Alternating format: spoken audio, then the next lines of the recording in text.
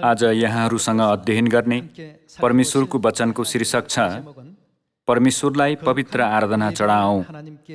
यो विषय लिएर परमेश्वरको वचनको अर्थलाई बाइबलद्वारा निश्चित गरी हेर्ने समय लियौं। पुरानो करारमा चाहिँ आराधना भन्ने शब्दलाई बलि भनेर व्यक्त गरिएको छ। त्यसैले निस्तार चाडको आराधनालाई पनि निस्तार चाडको बलि भनेर भन्ने गरिन्थ्यो नि। अनि सब्बात दिनको आराधनालाई पनि सब्बात दिनको बलि भनेर पुरानो करारमा यसरी प्रयोग गरिन्थ्यो। पुरानो करारमा भनिएको आराधना अर्थात् बलिको सम्बन्धमा मुख्यतः 5 किसिमका बलिहरू थिए। पहिलो होम बलि भन्ने बलि थियो नि। त्यसपछि अन्न बलि, मेल बलि, पाप बलि, दोष बलि जस्ता बलिहरू थिए। यस्ता बलिहरू मार्फत मानिसहरूले गरेको सबै पाप क्षमा हुन्थ्यो। अर्को शब्दमा भन्नुपर्दा आराधना मार्फत पाप क्षमा पाएर अझ परमेश्वरको नजिक हुन सकिन्थ्यो। त्यसैले पुरानो करार र नयाँ करार दुवै समयमा आराधना बाहेक परमेश्वर र हामी मानव जातिलाई जोड्न सक्ने त्यस्तो कुनै माध्यम थिएन। आराधनाले पृथ्वी र स्वर्गलाई जोड्ने एउटा भर्याङ र पुलको भूमिका निर्वाह गर्छ भन्ने कुरालाई सोची हेर्दा आराधना कति महत्त्वपूर्ण छ भन्ने कुरा पुनः एकपटक निश्चित गर्न सकिन्छ नि, होइन र? त्यसैले आराधनामा पहिलो परमेश्वरको निमन्त्रणा रहेको छ र दोस्रो यो चाहिँ परमेश्वरसँगको भेटघाट हो। प्रवचनको कुरा भन्नुपर्दा कतिले त्यो मुक्सानिमको प्रवचन राम्रो छ, त्यो मुक्सानिमको प्रवचन चाहिँ पट्टाइ लाग्दो छ, अथवा त्यो मुक्सानिमको प्रवचन लामो छ, त्यो मुक्सानिमको प्रवचन छोटो छ भन्नुहुन्छ। तर प्रवचन महत्त्वपूर्ण होइन। प्रवचन भनेको चाहिँ परमेश्वरको वचन के गर्नु हो त? सुनाइदिने काम मात्र हो। कुनै पास्टरको दक्षता, सिप, राम्ररी व्याख्या गर्ने क्षमता छ कि छैन भनेर हेर्नको निम्ति हामीहरू आराधनामा सहभागी हुने होइन। अनि आराधना भनेको केवल प्रवचन सुन्न अथवा भजन टोलीको भजन सुन्नको निम्ति आउने होइन। यो चाहिँ गलत सोचाइ हो। यहाँहरू परमेश्वरलाई भेट्नको निम्ति आज यो ठाउँमा आउनु भएको हो अनि हाम्रो विगतका सम्पूर्ण पापहरू क्षमा गरिदिनु भई आशिष दिनुभएको त्यो अनुग्रहप्रति धन्यवाद चढाउन आज सबैजना यो ठाउँमा आउनु भएको हो। त्यसैले पुरानो करारमा परमेश्वरको सेवा गर्ने सन्दर्भमा आराधनालाई कदापि छुटाउन सकिँदैन थियो। आराधना बिना परमेश्वरको भय राख्न अथवा परमेश्वरलाई विश्वास गर्न असम्भव हुने भएकोले आराधना साँच्चै अपरिहार्य छ। त्यसैले वार्षिक चाडको आराधना होस् वा सब्बात दिनको आराधना अथवा तेस्रो दिनको आराधना, जुनसुकै आराधना भए पनि परमेश्वरलाई चढाइने आराधना साँच्चै महत्त्वपूर्ण छ भन्ने कुरालाई हामीले जसरी भए पनि मनमा खोप्नुपर्छ। आराधनामा परमेश्वरको बोलावट रहेको छ र यो चाहिँ परमेश्वरसँगको भेटघाट हो। अनि परमेश्वरले उक्त भेटद्वारा हामीलाई आज्ञा दिनुहुने कुराहरू पनि हुन्छन्। अनि सामरिया र पृथ्वीको अन्तिम छेउसम्म गएर मबाट सुनेका कुराहरू मेरो सट्टामा सुनाओ भन्ने यस किसिमको सन्देश पनि आराधनामा समावेश छ।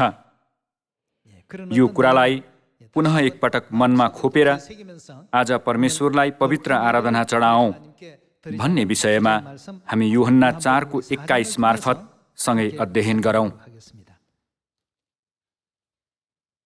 यूहन्ना 4:21 को वचन सँगै हेरौं। येशूले तिनलाई भन्नुभयो, ए नारी, मलाई विश्वास गर, त्यो बेला आउँदैछ जब तिमीहरू न त यस डाँडामा न यरुसलेममा पिताको आराधना गर्नेछौ। तिमीहरू जे आराधना गर्दछौ सो जान्दैनौ, हामी जे आराधना गर्दछौँ सो जान्दछौँ, किनभने मुक्ति चाहिँ यहुदीहरूबाट आउँछ। तर बेला आइरहेछ र त्यो बेला अहिले हो जब सच्चा आराधकहरूले पितालाई आत्मा र सत्यतामा आराधना गर्नेछन्, किनकि आराधना गर्ने यस्तै आराधकहरूलाई नै पिताले के गर्नुहुन्छ त? खोज्नुहुन्छ। परमेश्वरले यस्ता मानिसहरूलाई खोज्नुहुन्छ। हामीले मत्ती अध्याय 24 वचन हेर्ने हो भने अन्तिम समयमा परमेश्वरले आफ्ना स्वर्गदूतहरूलाई पठाउनु भएर आकाशको एक छेउदेखि अर्को छेउसम्म चारै दिशाबाट चुनिएकाहरूलाई भेला गर्नुहुन्छ भनिएको छ। ती चुनिएकाहरू नै को हुन् त? तिनीहरू नै सच्चा आराधकहरू हुन्। तिनीहरू कसको आराधना गर्नेहरू हुन् त? साँचो परमेश्वरलाई सही तरिकाले आराधना गर्नेहरूलाई परमेश्वरले अहिले खोजिरहनु भएको छ। अहिले यो युगमा आराधना यति महत्त्वपूर्ण छ। परमेश्वरले आराधकहरूलाई खोज्दै हुनुहुन्छ अनि बोलाउँदै हुनुहुन्छ। परमेश्वरले स्वर्ग लैजानको निम्ति यो पृथ्वीका सबै मानिसहरूलाई विस्तृत रूपमा जाँच्दै हुनुहुन्छ। आजको आराधनामा यस्तो अर्थ समावेश छ। परमेश्वरसँग भेट हुने समय नै यो आराधनाको समय हो। त्यसैले यूहन्ना 4 वचनमा पनि पिताले यसरी उहाँलाई आराधना गर्नेहरूलाई खोज्दै हुनुहुन्छ भनिएको छ। बाइबलमा गवाही दिइएको परमेश्वर र उहाँ परमेश्वरले चाहनु भएको आराधना, त्यो आराधनामा सहभागी हुनेहरूलाई परमेश्वरले खोज्दै हुनुहुन्छ। हामी भजन सङ्ग्रह 50 मा गएर हाम्रा परमेश्वरको इच्छा एउटा अझ हेरौँ। भजन सङ्ग्रह 50 को 4 वचन सँगै हेरौँ। आफ्नो प्रजाको इन्साफ गर्न उहाँले माथिको आकाश र पृथ्वीलाई बोलाउनुहुन्छ। ममा समर्पित हुने, परमेश्वरमा समर्पित हुनेहरू को हुन् त? अनि बलि चढाएर मसँग करार बाँध्ने मेरा भक्तजनहरूलाई म कहाँ भेला गरा भनिएको छ। बलि भन्ने अभिव्यक्तिलाई नयाँ करारमा आएर हेर्ने हो भने आराधना भनेर लेखिएको छ। बलि र आराधनाको अर्थ एउटै हो।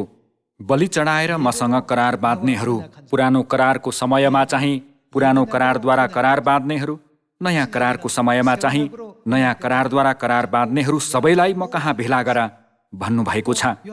अनि यूहन्ना 4 मा चाहिँ पिताले आराधकहरूलाई खोज्नुहुन्छ भनिएको छ।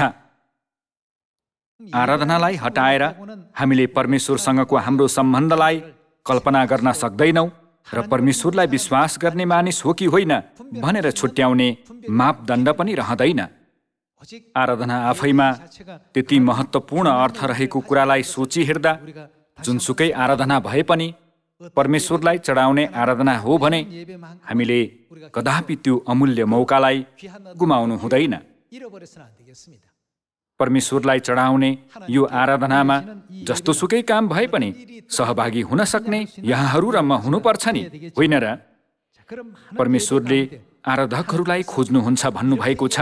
अनि भजन सङ्ग्रह 50 मा चाहिँ बलि चढाएर मसँग करार बाँध्ने मेरा भक्तजनहरूलाई म कहाँ भेला गरा भन्नुभएको छ। त्यसो भए सर्वप्रथम कस्तो कुरा चाहिँ परमेश्वरसँग सम्बन्धित बलि हो भन्ने हेर्दै परमेश्वरले बोलाउनु हुनेहरू कस्ता मानिसहरू हुन् भन्ने कुरा पनि एकपटक निश्चित गरी हेरौँ। प्रस्थान 12 मा हेरौँ। प्रस्थान 12 को 25 को वचन सँगै हेरौँ। जब तिमीहरू परमप्रभुले प्रतिज्ञा गरेर दिनुभएको देशमा पस्नेछौ, तब तिमीहरूले यो चाड मान्नु।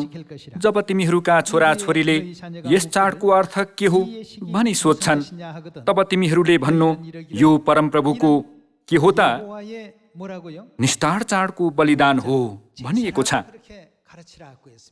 निस्तार चाडको आराधनालाई पुरानो करारमा चाहिँ निस्तार चाडको बलिदान भनिएको छ। यसरी आराधना गर्नेहरूलाई परमेश्वरले खोज्दै हुनुहुन्छ अनि भेला गर्दै हुनुहुन्छ। अहिले यहाँहरूलाई एउटा प्रतिनिधि आराधना देखाउँदैछु। 27 मा फेरि हेरौँ। तब तिमीहरूले भन्नु, यो परमप्रभुको निस्तार चाडको बलिदान हो। उहाँ मिस्रमा इस्राएलीहरूका घरहरूबाट भएर जानुभयो र उहाँले मिस्रीहरूलाई प्रहार गर्नुहुँदा हामीहरूका घर चाहिँ उहाँले छोड्नु भएको थियो। तब मानिसहरूले शिर निहुराएर आराधना गरे। हामीले प्रस्थान अध्याय 12, यूहन्ना अध्याय 4 र भजन सङ्ग्रह अध्याय 50 को वचनलाई सोची हेर्दा हिजो आज सत्यताभित्र रहेर निस्तार चाडको आराधना गरिरहेका हामीहरू चाहिँ निश्चय नै परमेश्वरले खोजिरहनु भएको स्वर्गीय प्रजाहरू हौँ भन्ने तथ्यलाई बाइबलको गवाही मार्फत पुनः एकपटक निश्चित गर्न सक्छौँ। त्यसो भए पुरानो करारमा कसरी आराधना चढाइन्थ्यो होला? बाइबलमा बलि सम्बन्धी थुप्रै अभिव्यक्तिहरू छन्, अनि प्राय पुरानो करार अध्ययन नगर्ने व्यक्तिहरूलाई अलि नौलो पनि लाग्न सक्छ। पुरानो करारमा 5 किसिमका बलिहरू थिए। ती 5 किसिमका बलिहरूको विशेषताको बारेमा एकपटक सोची हेरौँ। हिजो आज हामीले परमेश्वरलाई चढाउने आराधनामध्ये प्रायश्चितको आराधना, धन्यवाद चढाउने आराधना, परमेश्वरको महिमा गर्नको निम्ति चढाउने आराधना, यस्ता विभिन्न किसिमका आराधनाहरू भए जस्तै पुरानो करारमा पनि 5 किसिमका आराधनाहरू थिए। पहिलो, तिनीहरूले भेडा अथवा बाख्रालाई जलाएर बलिदान चढाउने होम बलि थियो। त्यसरी धुवाँ आकाशतिर पठाउने बलिलाई होम बलि भनिन्थ्यो। होम बलि चाहिँ मुख्यतः परमेश्वरलाई पशु बलि चढाउने त्यस्तो बलि थियो। अनि पिसेर मसिनो पिठो बनाइएको अन्नद्वारा परमेश्वरलाई चढाइने बलिलाई बाइबलमा अन्न बलि भनेर अभिव्यक्त गरिएको छ। अर्को मेल बलि भन्ने बलि थियो, जसमा गाई गोरु, भेडा बाख्रा अथवा भेडाका पाठा जस्ता जनावरहरू परमेश्वरलाई बलि चढाइन्थ्यो। मेल बलिमा चाहिँ बलि चढाउन ल्याएको मानिसले पनि त्यो बलिसँगै बाँडेर खान सकिने विशेषता थियो। अर्को चाहिँ पाप बलि र दोष बलि हो। पाप बलि र दोष बलि पनि होम बलिका प्रकार हुन्। होम बलिभित्र पाप बलि र प्राय चढाइने दोष बलि थियो। पाप बलि र दोष बलिमा परमेश्वरसँग पाप क्षमा माग्ने प्रायश्चितको अर्थ समावेश रहेको छ। तर पाप बलि चाहिँ परमेश्वरको इच्छा विपरीत व्यवस्था उल्लङ्घन गर्दा अथवा परमेश्वरको विरुद्धमा पाप गर्दा चढाइने गरिन्थ्यो भने सामाजिक नियम उल्लङ्घन गर्दा चाहिँ दोष बलि चढाइने गरिन्थ्यो। जस्तो कि कुनै मानिसको गाई अरूको खेतबारीमा गएर खेत नाश गरिदियो भने त्यस गाईको मालिकले त्यसको क्षतिपूर्ति स्वरूप दोष बलि चढाउनु पर्थ्यो। यसरी पाप बलि र दोष बलि दुवै पाप क्षमाको निम्ति थियो, तर तिनीहरू बीच भिन्नता थियो। पाप बलि चाहिँ परमेश्वर र व्यवस्था विरुद्ध गरेको पाप क्षमा पाउनको निम्ति थियो भने दोष बलि चाहिँ सामाजिक नियम अथवा मानिसहरूको बीचमा हुने पापको निम्ति थियो। यसरी बुझ्दा सजिलो हुन्छ। यसरी इस्राएलीहरूले वर्षभरि परमेश्वरको सामु के गर्थे त? बलि चढाउँथे। वर्षभरि तिनीहरूले हरेक दिन बिहान र अपराह्न परमेश्वरलाई होम बलि चढाउँथे। सबात दिन जस्तो दिनमा चाहिँ तिनीहरूले सबातको होम बलि चढाउँथे। त्यसरी बलि चढाएर तिनीहरूले वर्षभरि परमेश्वरसँग वार्तालाप गर्ने गर्थे। परमेश्वरले यस्तो पुरानो करारको बलिलाई अलि सजिलो र सरलसँग नयाँ करारको रूपमा बनाइदिनु भएकोले यो नयाँ करारको समयमा जिरहेका हामीले दैनिक जीवनमा पनि कुनै ठूलो कठिनाई बिना परमेश्वरलाई आराधना चढाउन सक्छौं।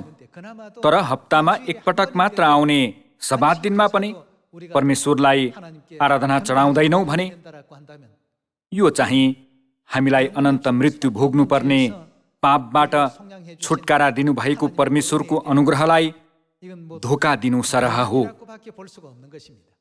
हामीले सधैँ परमेश्वरलाई पवित्र आराधना चढाउनु पर्ने कारण पनि यसैमा छ भन्ने कुरा आज पुनः एकपटक सोचौं। प्रस्थान अध्याय 12मा निस्तार चाडलाई निस्तार चाडको बलिदान भन्नु भएर यो चाहिँ परमप्रभुको बलिदान हो भनेर हामीलाई स्पष्टसँग जानकारी दिनुभएको छ। प्रस्थानमा दिनुभएको वचनलाई हेर्दा यो पृथ्वीमा परमेश्वरले खोज्नुहुने, परमेश्वरलाई सही तरिकाले बलिदान चढाउने र आराधना गर्नेहरू नै सियोनमा रहेका सियोनका प्रजाहरू हुन् भन्ने जान्न सकिन्छ। हामीहरू सियोनका प्रजा भएको कुरामा गर्व गर्नुपर्छ। हामी यर्मिया अध्याय 31मा गएर पुरानो करारको बलिदान र नयाँ करारको बलिदानको सम्बन्धमा परमेश्वरले दिनुभएको अभिलेख एकपटक हेर्नेछौँ।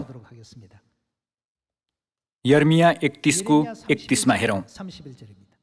परमप्रभु भन्नुहुन्छ, ती दिन आउनेछन् जब इस्राएलको घरानासँग र यहुदाको घरानासँग म एउटा नयाँ करार स्थापना गर्नेछु। तिनीहरूका पुर्खाहरूसँग मैले बाँधेको करार जस्तै यो हुने छैन, जब मैले तिनीहरूलाई हातमा समातेर मिश्र देशबाट डोर्याएर ल्याएको थिएँ।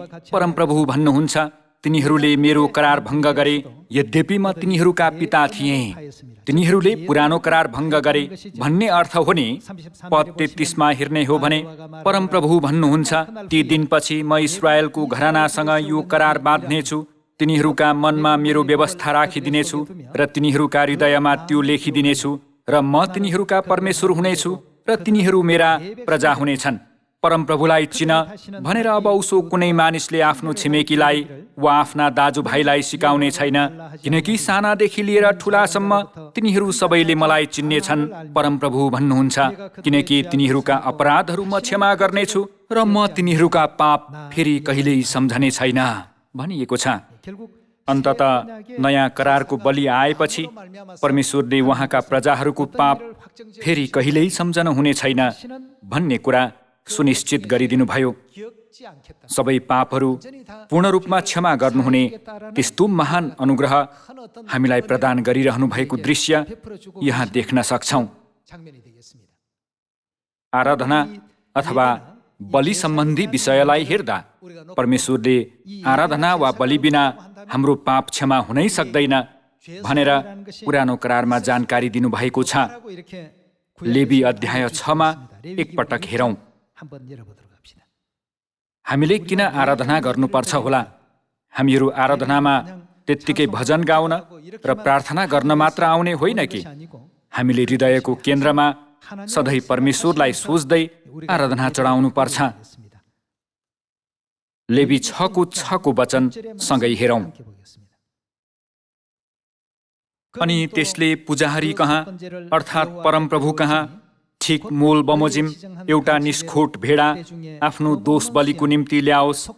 यसरी पुजारीले त्यसको निम्ति परमप्रभुको सामु प्रायश्चित गर्नेछन् र जुन कुराको कारणले त्यो दोषी ठहरिएको हो त्यो त्यसलाई के हुनेछ त?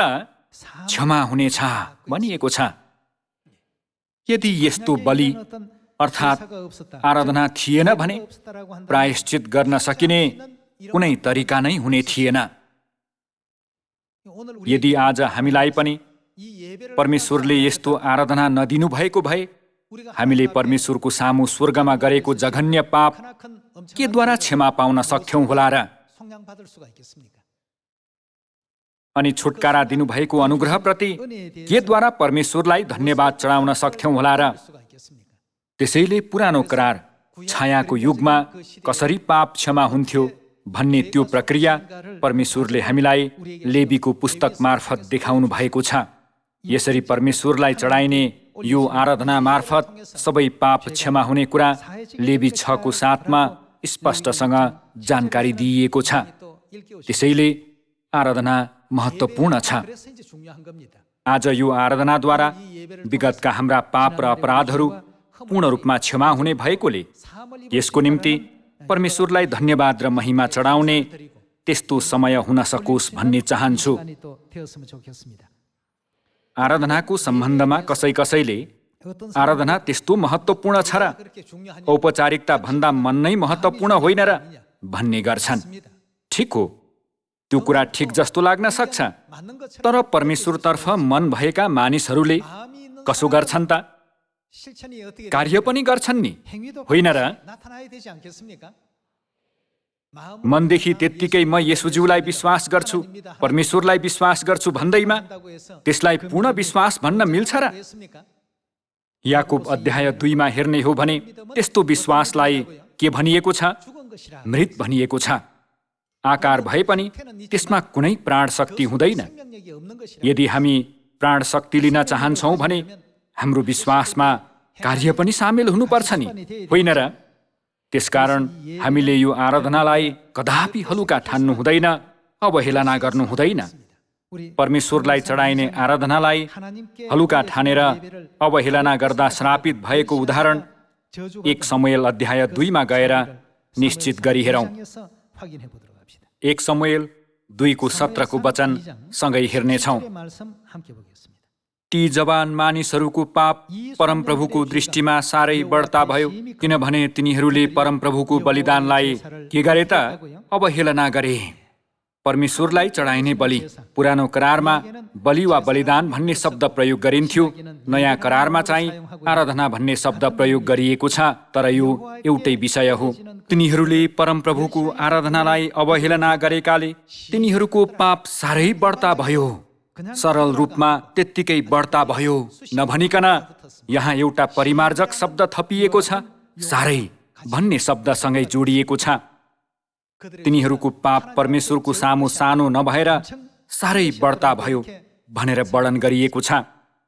बाइबलमा भएको यो विषयलाई मात्र हेर्दा पनि परमेश्वरलाई चढाउने यो आराधना कदापि सानो कुरा होइन भन्ने यथार्थतालाई पुनः एकपटक हृदयभित्र खोपेर पिता मातालाई अझ धेरै महिमा, प्रशंसा र धन्यवाद चढाउन सक्ने हामी सियोनका सबै सन्तानहरू हुनुपर्छ।